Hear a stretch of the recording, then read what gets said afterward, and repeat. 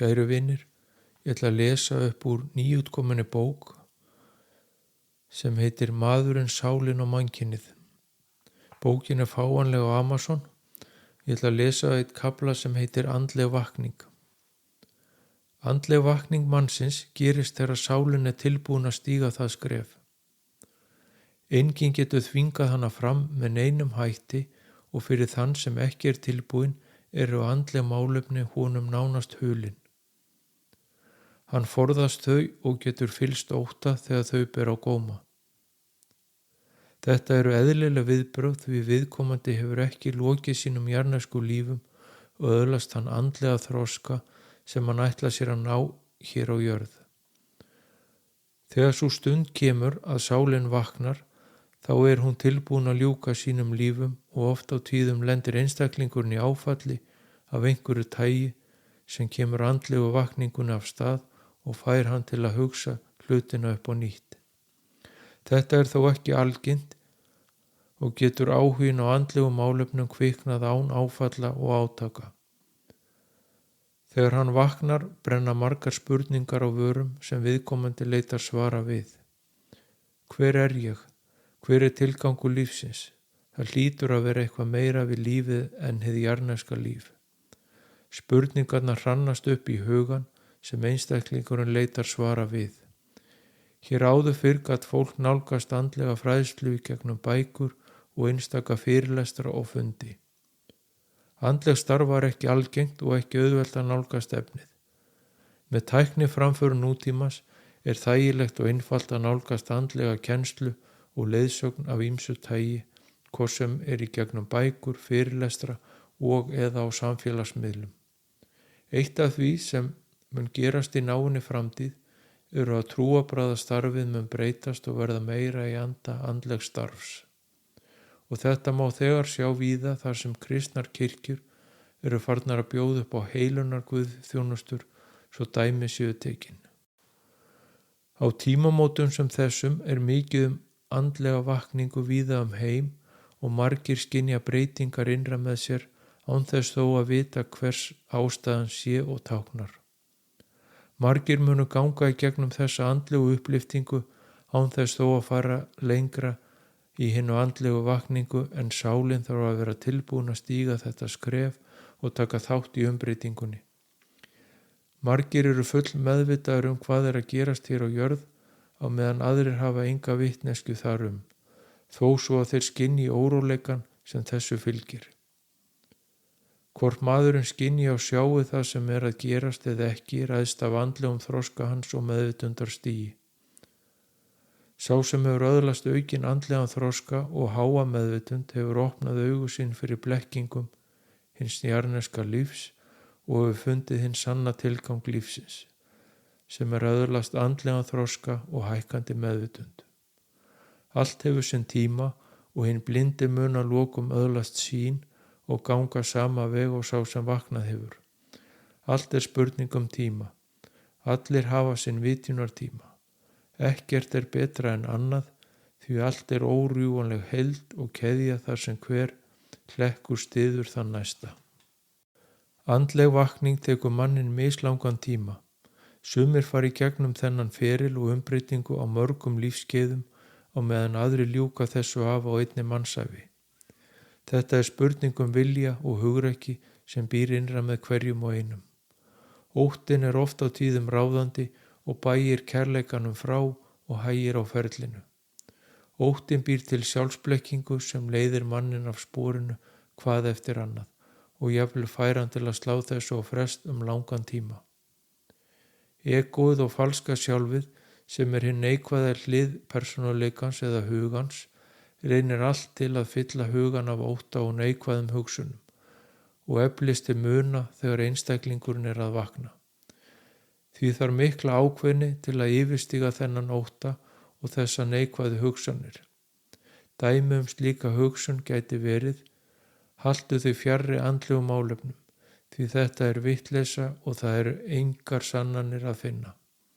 Þetta er eðlileg viðbrögð og það er hlutverk egósins að halda sálinni fjarri guðsorkunni, sannleikanum og kærleikanum og einingunni og því bregst egóið hart við þegar sálin og einstaklingurinn byrjar að leita leiðarinnar heim í Guðs orkuna.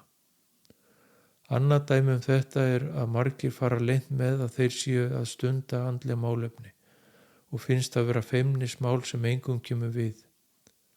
Hér hefur einstaklingurinn ekki öðlast sannfæringu til hlítar að hann sé á réttri leið. Einnig eru margir háður og bundnir af skoðunum annara og leita allra leiða til að þóknast öðrum, en þetta eitt af því sem henni vaknaði öðlast frelsi fyrir. Hann verður frjáls fyrir hugsunum, orðum og skoðunum annara, því að lokum þá veit hver og einn hvað honum fyrir bestu og hættir að láta skoðunir annara hafa áhrif á sig og sínar gjörðir. Því margt sem hefur áhrif á andlega vakningu í byrjun, hvort sem það hinn innri hugsanir og eða skoðanir annara. Einnig fátt í samfélaginu sem hvetur fólk til andlegar vakningar, því ráðandi öfl líta á andleg málefni sem ógn við völd sín og auð. Því fólkinu stjórna með tilbúnum ótta sem skapaður með blekkingum sem leiðir til sundrungar á meðal fólks. Hinn óttastegni hlýðir fyrirmælum ráðandi afla og auðstjórnað á meðan hinn kærleiksríkin lætur ekki stjórnast. Hinn ráðandi öfl ásamt fjölmiðlum gegna sama hlutverki og egóið og falska sjálfið. Þau gera sitt besta til að halda fjöldanum frá sannleikanum og beita blekkingum í stjórn sinni. Því bregðast þau hart við þessar mundir og reyna að hindra þá andlegu vakningu og uppliftingu sem nú gengur yfir. Allt hið ytra með hverjum og einum endurspeglar í raun hið innra. Það eru hugsanirnar sem skapa hina ytri umgjörð sem hver og einn lifir í. Allt lítur sömu lögmálum. Andleg vakning og allt sem henni tengist gerist innra með hverjum og einum. Það hinn innri barátta við egóð og falska sjálfið sem verkefnið. Að ná tökum á hugsunum sínum og vera ávallt meðvitaður tilfinningar sínar og líðan eru mikilvægur þáttur að vakna til sjálfsmeðvitundar. Andlegi kennarar, bækur og andleg myndbönd eru aðeins leiðbeiningar fyrir hið innra starf. Hver og einn þarf síðan að takast á við sjálfan sig innra með sér. Því allt það sem utan við hvern og einn í raun truflun á vakningunni og opnuninni. Þó mun það flýta fyrir ferlinu að hafa góðan kennara og eða bækur sér við hlið sem vísa veginn og varða leiðina.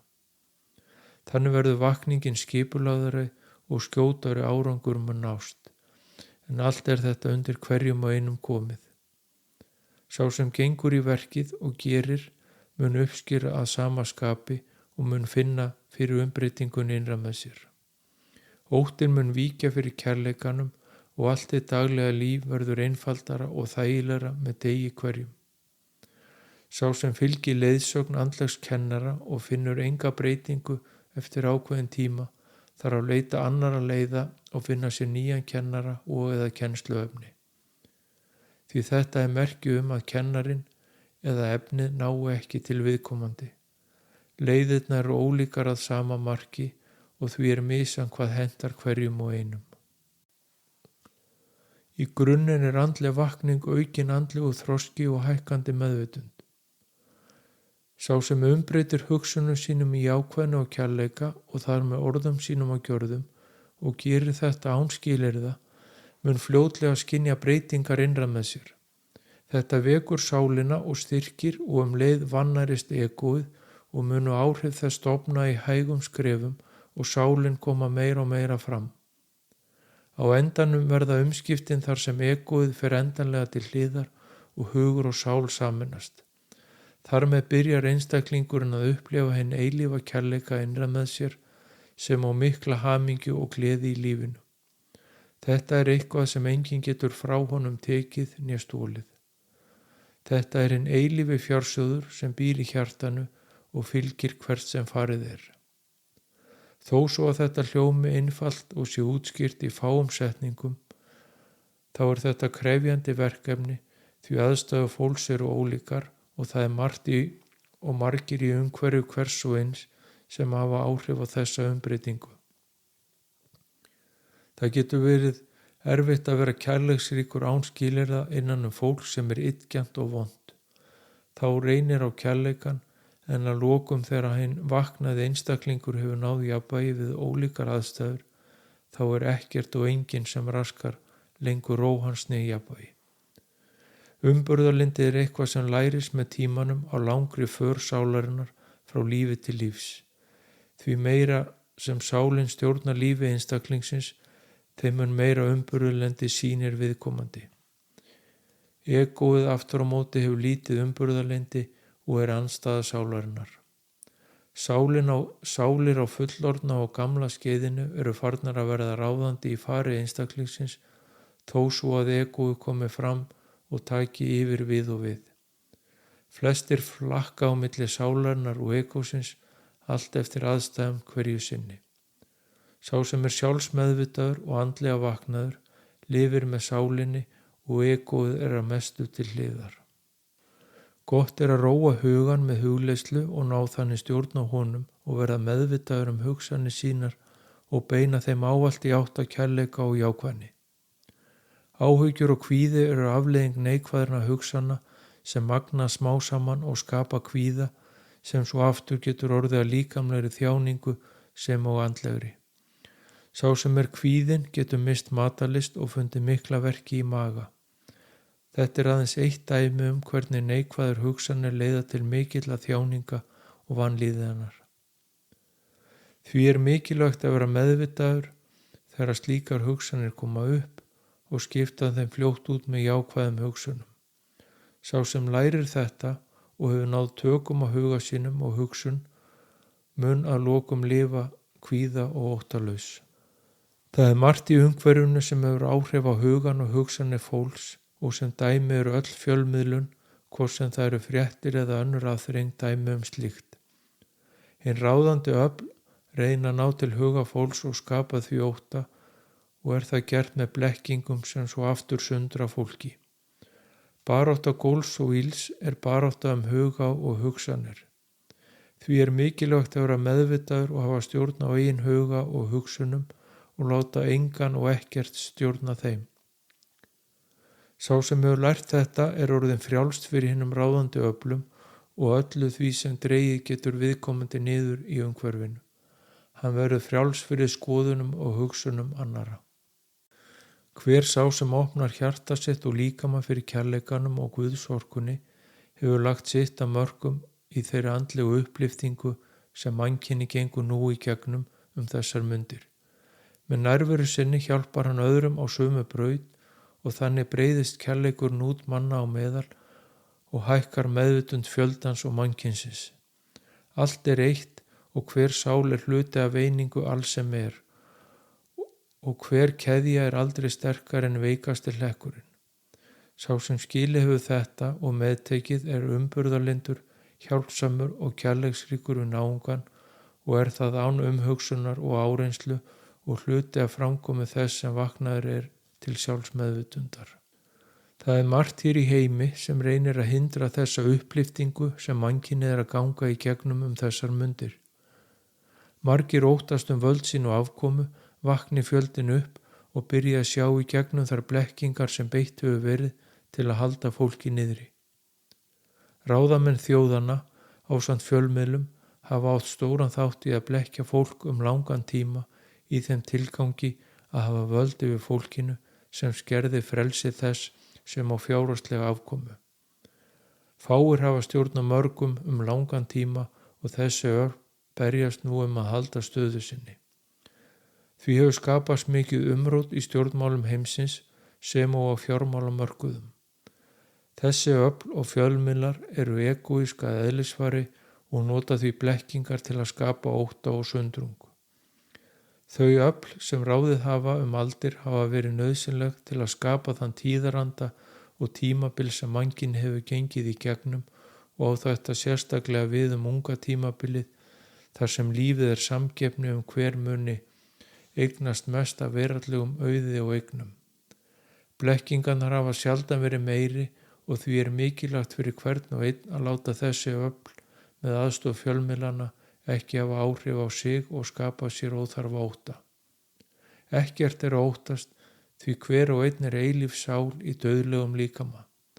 Til að hraða umbreytingunum er gott að sem flestir aftengi sér fréttum og fjölmiðlum og virði að vettvígi hinn ráðandi öfl á hverjum stað. Þannig missir blekkingin marks og þroski og framþróun mannkynsins heldur áfram og umbreytingin gengur hraðar yfir.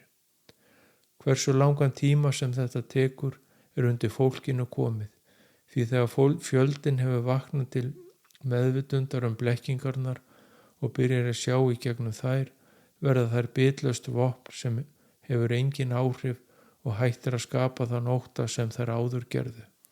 Viskan, kærleikurinn og hamingjan búa innra með hverjum og einum og því þarf enginn að leita til annara eftir því. Sá sem róar huga sinn og hugsanir mun að lokum finna hina innri visku sem mun leiða hann áfram til hærri meðvitundar og nær Guðsorkunni.